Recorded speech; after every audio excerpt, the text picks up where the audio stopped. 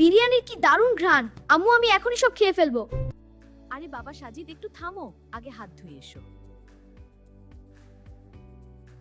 দাঁড়াও সাজিদ, হাত না ধুয়ে আর দোয়া না পড়ে খাবার একদম ছোঁয়া যাবে না। ধুর আপু, পেটের ভেতর ইন্দি এখন কি দোয়ার কথা মনে থাকে? কি ব্যাপার সাজিদ, তুমি কি জানো দোয়া না পড়লে তোমার খাবারের সাথে শয়তানও অংশ নেয়?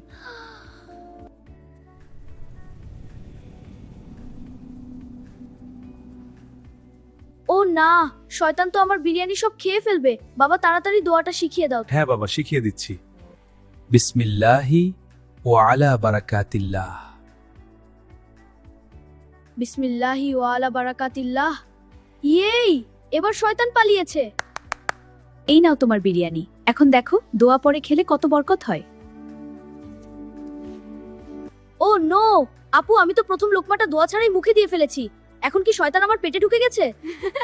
ভয় নেই সাজিদ, যদি শুরুতে দোয়া বলতে ভুলে যাও তবে মাঝপথে এই দোয়াটি পড়ো, বিসমিল্লাহি ওয়া আলাহু। বিসমিল্লাহি যাক, শয়তান মামা বোধহয় এবার মাঝপথেই ব্যাগ গুছিয়ে পালিয়েছে।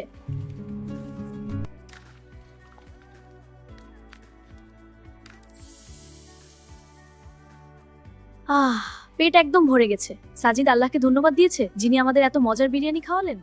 আলহামদুলিল্লাহ। এই দোয়ার মানে কি?